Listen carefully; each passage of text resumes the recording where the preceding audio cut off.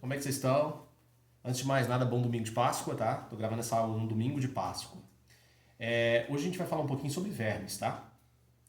Gente, vermes não é um nome com valor taxonômico, isso não é o nome de um grupo taxonômico. Vermes é um nome coletivo para alguns táxons de animais invertebrados, tá bom? Antigamente esses animais aqui eram chamados de asqueumintes, hoje eles são chamados ou reconhecidos popularmente como vermes. São três filos animais reunidos que nós podemos chamar de vermes. O filo dos plateumintos, que é o filo dos animais de corpo achatado, o filo dos nemateumintos, animais de corpo cilíndrico, e o filo dos anelídeos, animais de corpo metamerizado ou anelado. Vocês prestaram atenção no que eu expliquei? Hoje a gente reconhece os grupos pelo formato corporal, tá bom? Mais uma vez, plateumintos, nemateumintos e anelídeos. Essa é a sua primeira aula sobre vermes, tá? A gente vai ter uma aula dentro de cada grupo de verme. Eu fiz essa primeira aula para você conseguir comparar os três grupos de vermes e saber quem é mais, digamos, sofisticado do que o outro, tá? O que é mais evoluído do que o outro, que é uma questão muito comum nos exercícios envolvendo vermes, tá? Perguntar qual grupo é mais evoluído e qual é menos evoluído, ou qual grupo é mais sofisticado e qual grupo é menos sofisticado, tudo bem? Trouxe umas informações e nós vamos construir aqui no final da folha uma ficha técnica. Fichas técnicas te permitem resolver rapidamente os exercícios de zoologia e também te permite comparar qual grupo é mais adiantado evolutivamente do que o outro, qual grupo apresenta tal novidade evolutiva, qual grupo não apresenta, tá? É para você entender como é que a escala zoológica evolutiva está se construindo. Ok? Bom, vamos lá então. Mais uma vez, o nome dos grupos: plateumintos, nemateumintos e anelídeos. Plateuminto é o grupo dos vermes achatados. Nemateuminto é o grupo dos vermes cilíndricos e anelídeo é o nome do grupo dos vermes que tem o corpo anelado ou metamerizado, tá? Aí eu peguei como exemplo um representante de cada grupo para que vocês possam analisá-los comigo, tá? Esse primeiro representante aqui, ó, que eu peguei como exemplo, é um animal, um verme livre, tá? Conhecido como planária. Então, esse aqui que você está vendo é uma planária. Aqui eu tomei como exemplo, pessoal, um verme parasita conhecido como lombriga, tá? E aqui eu coloquei como um exemplo um animal de vida livre, que é a minhoca. Tudo bem? Qualquer dúvida, pausa, vê o vídeo com atenção, preste atenção nos detalhes. Se precisar, eu tiro uma fotografia aqui do desenho para vocês, ok? Bom, o primeiro passo é a gente ler aqui embaixo essas informações técnicas aqui, ó. Todos esses animais apresentam essas características aqui em comum. Eles são protostômios, triblásticos e bilaterais. Protostômios, triblásticos e bilaterais. Protostômios, tribásticos e bilaterais. Bom, isso aqui é uma coisa que nós identificamos durante o desenvolvimento embrionário desses grupos, tá?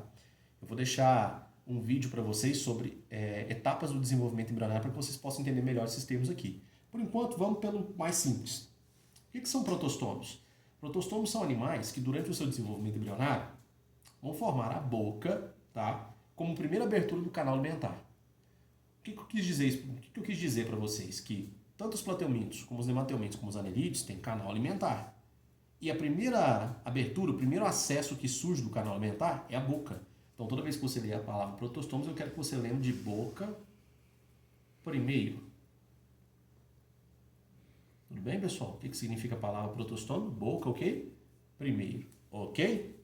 São triblásticos, tá? O que significa essa expressão triblásticos? Aqui é uma classificação embriológica que faz referência ao número de tecidos embrionários que formam o corpo do animal. Então, durante o desenvolvimento embrionário dos plateumintos, dos nemateumintos, dos anelídeos, surgem três tecidos embrionários. Esses tecidos embrionários vão se diferenciar, formando todas as partes do corpo do animal. Eu fiz três cortes aqui para vocês, transversais, e eu ampliei aqui os cortes para que vocês possam ver. Então imagina o seguinte, eu vim aqui e cortei meu plateuminto, a minha planária. Já. Mostrei aqui o corte em evidência. Cortei a minhoca. Já. Mostrei aqui o corte em evidência e cortei a minhoca. Já. Coloquei aqui o corte em evidência. Né? Cortei a lombriga e cortei a minhoca. Coloquei os cortes em evidência. Por que eu fiz isso, pessoal? Para mostrar para vocês os tecidos e as estruturas que esses cortes podem nos mostrar. E a gente poder fazer um rastreamento embriológico, entender a origem desses tecidos, tá? Então eu vou usar essas cores aqui para te dar uma ideia das origens embrionárias desses tecidos. Ó, a linha preta que você está vendo em todos os três cortes faz referência ao tegumento do animal. O que é o tegumento? É a pele e os seus anexos, tá? O tegumento, que é a pele e os anexos, tem uma origem que a gente chama de origem ectodérmica, tá? Então eu vou chamar isso aqui de ectoderme. Isso não é a ectoderme, faz referência a ela, tá? Na verdade, a ectoderme é um tecido embriológico. Você está olhando animais adultos já. Então, estou fazendo uma referência à ectoderme aqui nos meus cortes.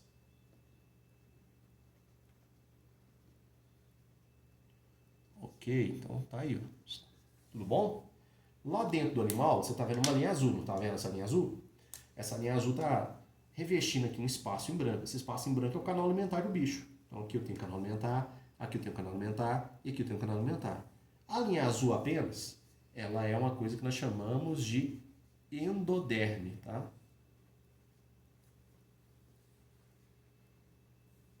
A linha azul apenas é uma coisa que a gente chama de endoderme.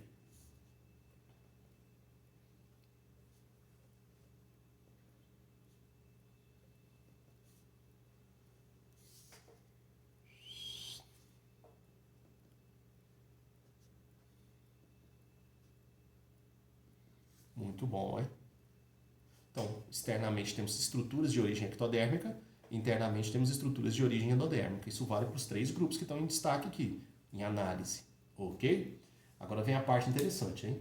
Toda essa massa vermelha que você está vendo aqui, ó, preenchendo o corpo do platelminto, aqui, ó, ao redor, próximo à ectoderme, e aqui, ó, nós chamamos essa massa vermelha de parênquima. É um conjunto de músculos, ligamentos, órgãos diferenciados, tá? Mas que tudo tem origem da mesoderme. Então eu vou chamar essa massa vermelha de mesoderme.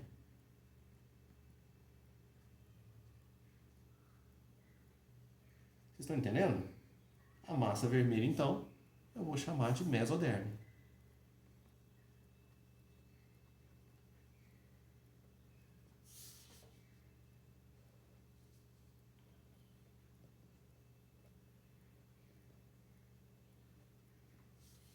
Show, show, show.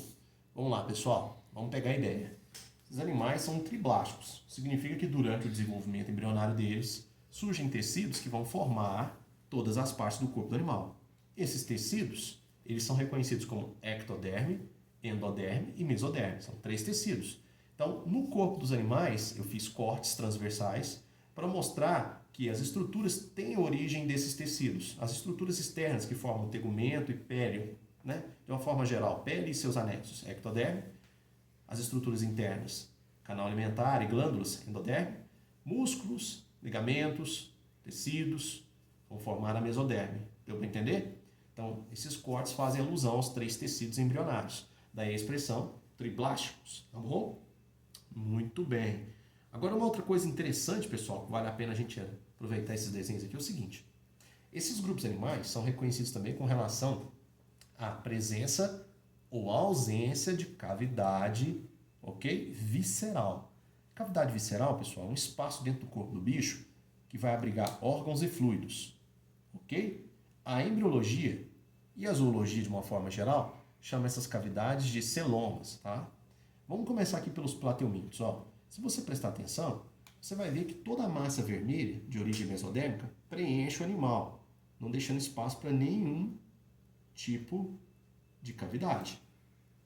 Pelo fato desse animal não ter nenhum espaço interno para abrigar fluidos e órgãos, esses animais aqui, os plateumintos, eles ficaram reconhecidos como acelomados. Animais acelomados são animais que não apresentam cavidade corporal. Faz sentido se a gente levar em consideração a análise do nome, tá? Eumintes vem de helmintes, que significa verme, e plate, de achatado. São animais que têm um achatamento dorso-ventral. Pelo fato de eles não terem espaço interno, não terem celoma, são acelomados, eles receberam esse nome, plateumintos. Ok? Agora dá uma olhada nesse aqui para você, que interessante. Os nemateumintos. Os nemateumintos são conhecidos como animais de corpo cilíndrico, não é? Se você prestar atenção no corte, você vai perceber o seguinte, ó. Entre a mesoderme e a endoderme existe um grande espaço aqui, ó, tá vendo? Esse espaço ele ficou conhecido na embriologia como pseudoceloma, tá? Pseudoceloma. Vou colocar aqui, ó. Então todo esse espaço conhecido como pseudoceloma. Tá? Vou colocar aqui, ó. Pseudoceloma.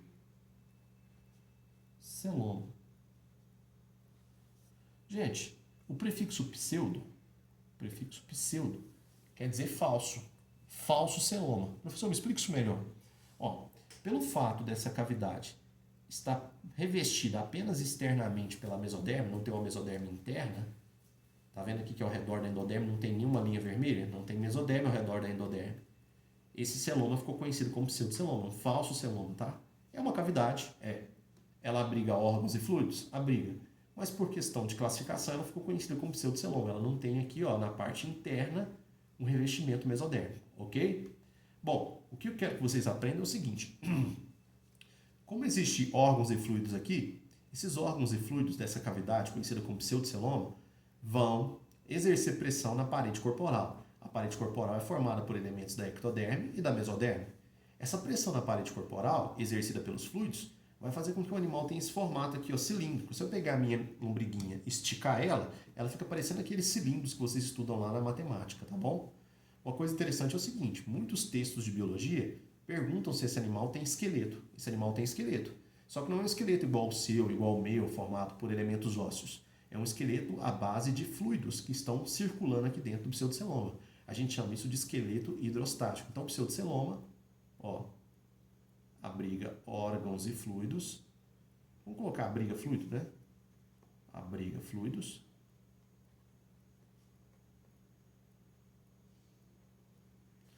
Que atuam como um esqueleto. Mas que tipo de esqueleto, pessoal? Esqueleto mecânico ou hidrostático? Hidrostático. Pegou a ideia? Todo mundo entendeu? Maravilha. Agora vamos para o último exemplo aqui, ó. Só que antes da gente passar para o último exemplo, qual ficou a classificação desses animais com relação à cavidade corporal? Se os plateumintos, que não têm cavidade, são chamados de acelomados, os nematelmintos, como eles têm uma cavidade conhecida como pseudoceloma, eles ficaram chamados de pseudocelomados. Beleza? Então, os nematelmintos são pseudocelomados. E os anelídeos, professor? Como é que funciona aí com os anelídeos? Ó, o corte transversal está mostrando também aqui espaços em branco, tá vendo aí? Esses espaços em branco, ao contrário desse aqui, perceba o seguinte, ó, eles têm um revestimento interno de mesoderme. Perceba aqui, ó, revestimento externo de mesoderme, em vermelho, revestimento interno de mesoderme também. Então, existe mesoderme tanto na parte externa quanto na parte interna da cavidade. A cavidade é toda revestida por mesoderme.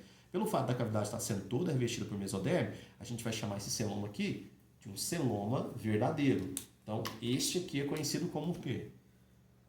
Celoma. Você pode falar celoma ou celoma verdadeiro, tudo bem? Pelo fato dessas cavidades aqui serem totalmente revestidas por mesoderme, a gente vai chamar de celoma verdadeiro ou euceloma. E aí os anelídeos passaram a ser chamados também de celomados. Show, hein? Então vamos lá então, rapidinho. Com relação à presença de cavidades corporais, cavidade que abriga órgãos e fluidos. Eu tenho os plateumintos, que são acelomados, não apresentam cavidades corporais. Os nematelmintos, que apresentam uma cavidade que é parcialmente revestida pela mesoderme, chamada de pseudoceloma, então eles ficaram conhecidos como pseudocelomados. E os anelídeos, que têm uma cavidade corporal totalmente revestida por mesoderme, ficaram conhecidos como celomados, tudo bem? Então, as duas primeiras características eu acho que ficou razoavelmente explicado. Se não, vocês podem assistir a aula de embriologia para facilitar ainda mais a compreensão de vocês. Bilaterais, essa é a parte mais fácil de explicar, tá? Esses animais, se eles forem submetidos a um corte longitudinal aqui, ó, se eu pegar minha planária e cortar ela ao meio, eu vou perceber que eu divido ela em duas partes, são duas laterais. Animais bilaterais, eles têm um corpo, eles possuem um corpo, né, que pode ser seccionado ou cortado longitudinalmente, separado em duas partes. Essas duas partes, pessoal, elas são razoavelmente similares, tá? Elas têm um certo grau de semelhança. Quanto mais parecidas essas laterais, maior o grau de simetria que o animal tem, ok? Isso a gente chama de simetria bilateral. Outra coisa interessante é o seguinte, a maioria dos animais bilaterais, não são todos, tá? Apresenta uma região anterior, isso fica bem evidente aqui na minha planária, ó, uma região anterior que é totalmente diferente do resto do corpo. Essa região anterior ela é mais sensível do ponto de vista nervoso. Tem estruturas que lembram olhos, ouvidos, estruturas químicas de percepção do ambiente, estruturas que têm capacidade de perceber sinais elétricos, visuais, térmicos. Esta região com esse conjunto de estruturas ficou conhecido como cabeça, tá? Então, o que eu quero que você aprenda? Eu quero que você aprenda o seguinte: animais bilaterais, eles têm uma tendência a formar cabeça. A gente chama esse processo de cefalização. Cefalização é a tendência a formar o quê? Cabeça. Então, animais bilaterais, ó, são cefalizados. Cefalizados quer dizer que eles constroem uma região anterior que pode ser chamada carinhosamente de quê? Cabeça. Belezinha até aqui? Então, essas são as características embriológicas básicas desses três grupos, ok? Agora vamos para mais algumas características importantes que eu quero que vocês anotem por aí, tá? Vamos começar aqui pelos plateumintos. Ó. Com relação aos plateumintos, a gente pode chamar esses caras de enterozoários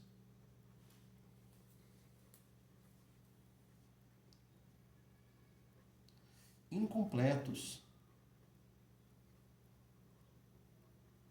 Professor, me explica isso. Enterozoário é o título que a gente dá para aquele animal que tem uma cavidade digestiva, ou seja, o sistema digestório do bicho, que é formado por órgãos e glândulas digestivas, apresenta um canal alimentar por onde o alimento passa sofrendo digestão química e digestão física. Só que nos plateumintos, esse canal é incompleto, ele tem apenas um único acesso. Esse único acesso é a boca, porque esse animal é o quê? É um protostômo. Então, os enterozoários incompletos são animais que têm canal alimentar com um único acesso, chamado de boca. Só o grupo dos plateumintos recebe esse título de enterozoários incompletos. O que significa isso? Que tanto os nemateumintos, como a minha lombriga, quanto os anelídeos, como a minha minhoquinha, são enterozoários completos. Vou colocar aqui enterozoários completo. E aqui eu vou colocar enterozoário completo. Tudo bem? Ok. Com relação à respiração. Esses animais, pessoal, eles respiram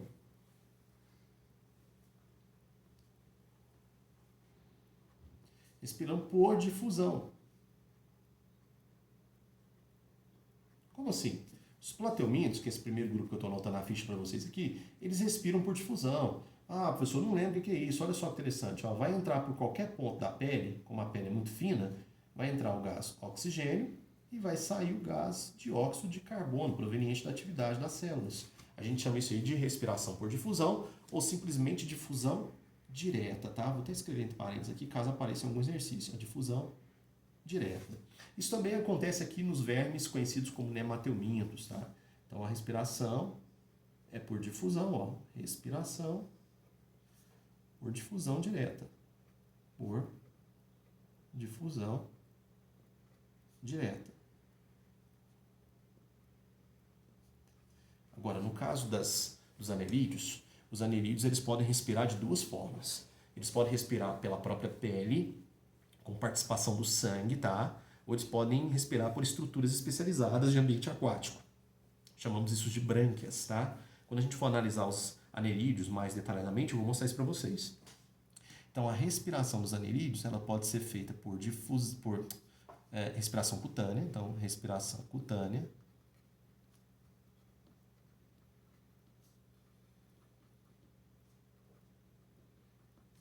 Ou, nunca pode ser as duas coisas, pessoal, uma ou outra, né? Ou o quê?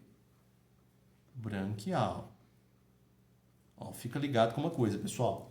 Quando a respiração é branquial, a gente fala que é uma respiração feita por brânquias, tudo bem? Muito bom. Vem cá. Com relação à circulação, será que esses animais têm sangue? Será que eles têm coração? Bom, quando se trata dos plateumintos, a distribuição nutritiva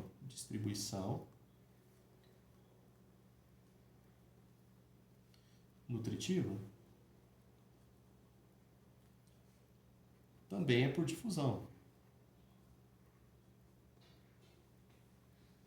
Professor, me explica isso melhor. Os animais não têm sangue. Se você cortar a minha planária aqui, ela não vai sangrar porque ela não tem sistema circulatório, ela não tem sangue.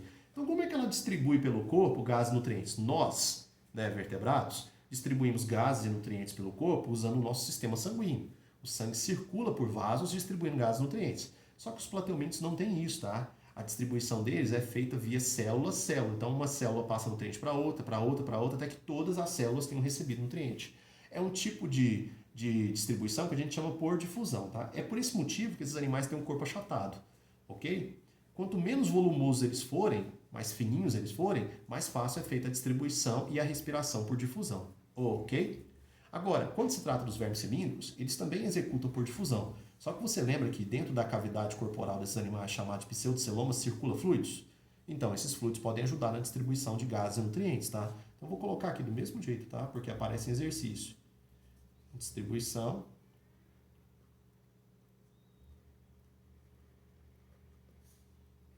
por o quê? Por difusão. Maravilha. E nos anelídeos? Os anelídeos não, pessoal. Os anelídeos são vermes mais sofisticados, digamos assim, do ponto de vista evolutivo. Então, eles apresentam, sim, vasos sanguíneos. E dentro dos vasos sanguíneos, você vai ver um sangue circulante, colorido, porque esse sangue participa da entrega de gases, e esse sangue vai distribuir gases e nutrientes. Então, vai acontecer a distribuição aqui, ó, por circulação sanguínea. Então, vou colocar aqui, ó, circulação sanguínea distribui gases mais o que, pessoal? Nutrientes. Outra coisa importante, vou até colocar aqui com pincel colorido, vou colocar com a cor vermelha, é que a circulação sanguínea ela é fechada. O que significa circulação sanguínea fechada? Vocês lembram? Circulação sanguínea fechada quer dizer o seguinte: o sangue está preso dentro dos vasos sanguíneos. Em hipótese alguma, esse sangue pode sair. Se esse sangue sai, o animal está passando por um processo hemorrágico, ele pode até morrer. E o interessante é o seguinte: no caso das minhocas, tá? Que foi o exemplo que eu usei aqui para vocês, o sangue tem cor vermelha, porque ele apresenta, as minhocas apresentam o mesmo pigmento que nós temos no sangue. Nosso pigmento é hemoglobina, esses animais também apresentam hemoglobina. Então, se você perfurar uma minhoquinha, você já deve ter feito isso quando você vai pescar, né? Você coloca a minhoca no anzol, porque ela é uma isca, né? Você percebe que ela sangra vermelho porque ela apresenta hemoglobina, ok? Muito bom, vamos terminar essa lista aqui que tá ficando show, hein? Bora lá. Com relação à excreção, vocês lembram o que é isso? Excreção é jogar fora o que não presta. Produtos do metabolismo celular. Produtos que foram produzidos pelo próprio corpo do bicho. No caso dos plateumintos, a excreção é feita por... Uma boa parte dele é feita por difusão, mas os plateumintos já apresentam um sistema de excreção, que a gente chama de excreção protonefridial. Vamos entender essa palavra aqui, pessoal? Proto ou pro quer dizer primeiro, tá? Nefridial, rins. Então, pro ou protonefridial quer dizer primeiro que os rins. É um sistema de excreção que é mais antigo do que os rins dos animais. Vocês vão entender isso melhor quando a gente for fazer o detalhamento desse grupo na próxima aula, tá bom? Já no caso dos anelídeos, dos nemateumintos, eles têm um sistema de excreção conhecido como sistema em renete. Então, vamos colocar aqui, ó, excreção por renetes. Renetes são células especiais que formam uma espécie de tubulação em formato de H. Aí eu vou colocar aqui para vocês, ó, túbulo em H. Vocês vão entender isso melhor na próxima aula. Eu estou fazendo uma comparação dos grupos. Então, dos plateumintos para os nemateumintos, ó, o sistema protonefridial, o sistema em túbulo em H. E no caso dos anelídeos, pessoal, a gente já tem estruturas que lembram muito os rins. Essas estruturas são chamadas de nefrídeos. E como os anelídeos são animais que têm um corpinho formado por vários anéis, cada anelzinho desse aqui vai apresentar um par de nefrídeos. Aí a gente vai chamar o sistema de sistema metanefridial, porque são animais metamerizados. Vocês vão entender isso melhor na próxima aula de anelídeos. Então, excreção metanefridial. Lembrando que esse nefridial vem de rins, viu, pessoal? Então, um sistema formado por rins metamerizados, ok? Estamos terminando. Sistema nervoso. Pessoal, o sistema nervoso ele teve um salto violento nos animais bilaterais, tá? Lembra que os animais bilaterais eles são animais cefalizados, ok? Animais cefalizados são animais que têm uma tendência a montar cabeça. Então, o sistema nervoso, vou colocar aqui, ó, SN, é um sistema nervoso ganglionar. Vamos entender essa palavra? Ganglionar quer dizer que monta massas de neurônios chamadas de gânglios. Algumas dessas massas crescem bastante ao ponto de serem chamados de gânglios cerebroides ou cerebrais, tá bom? Beleza, então esse é o sistema de plateumintos. No caso dos nemateumintos, você vai ter dois grandes cordões nervosos longitudinais, tá? Ó, SN com cordões, são cordas grandes, nervosos, longitudinais. Muito bem. E no caso dos anerídeos, o SN deles, o sistema nervoso, também é um sistema nervoso que contempla uma área anterior chamada de cabeça, mas é um sistema formado por gânglios que são distribuídos de forma segmentar, igual ao corpo do animal. Então a gente vai chamar de sistema nervoso ganglionar metamerizado.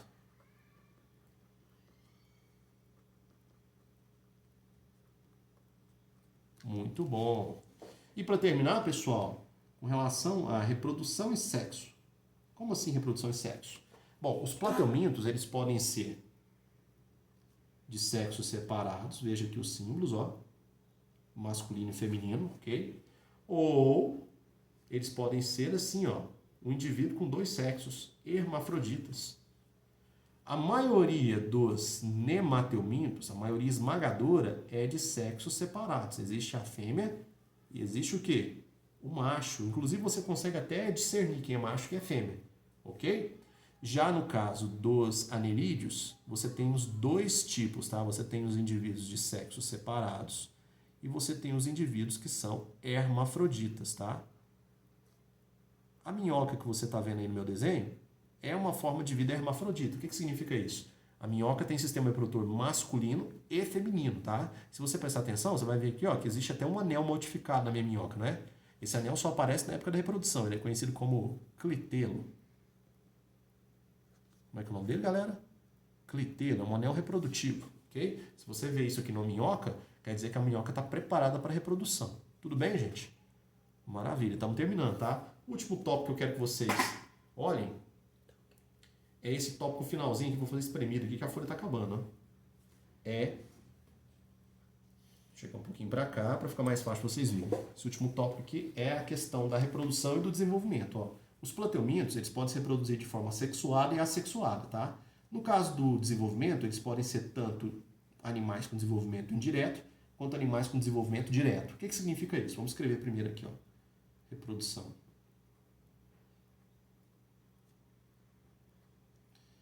Assexuada e sexuada. E o desenvolvimento pode ser direto ou indireto. O que significa desenvolvimento direto ou indireto? No desenvolvimento indireto, pessoal, os animais passam por uma etapa de larva. Então, o ovo forma uma larva, o ovo é a primeira célula, forma uma larva, a larva vai ter que se alimentar, vai ter que se cuidar para depois sofrer metamorfose e se transformar no animal propriamente dito, tá? Então, toda vez que você escutar essa expressão desenvolvimento indireto, quer dizer que esses animais passam para o estágio de larva. Então, vamos colocar aqui, ó, desenvolvimento direto ou indireto. Beleza? Maravilha. No caso dos nemateumintos, os nemateumintos, eles são animais com reprodução sexuada.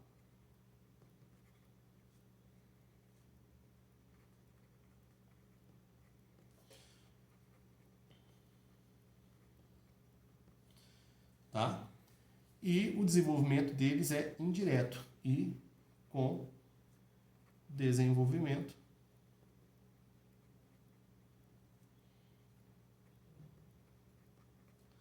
indireto.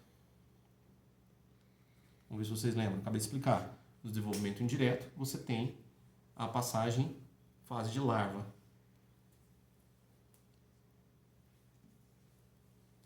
Ok? Agora, no caso dos anerídeos, pessoal, a reprodução deles, via de regra, é reprodução sexuada. Tudo bom? Não quer dizer que não existam exemplos de reprodução assexuada, mas via de regra é reprodução sexuada. Vamos colocar aqui, ó. Reprodução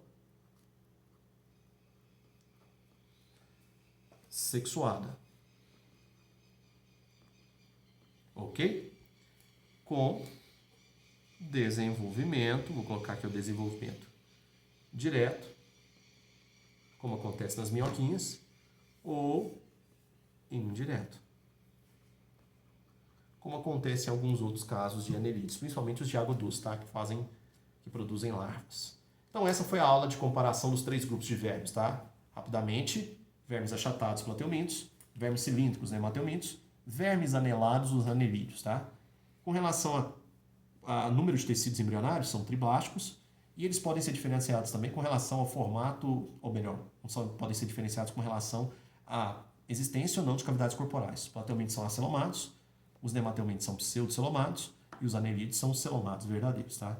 Cada grupo de verme com suas peculiaridades, lembrando que essa expressão verme é uma expressão antiga e ela ele não representa um grupo taxonômico, tá? Na verdade, são 3 grupos taxonômicos distintos que nós podemos chamar coletivamente de vermes. Espero que vocês tenham gostado. Se vocês precisarem dessas informações, é só entrar em contato comigo, beleza? Valeu, tchau!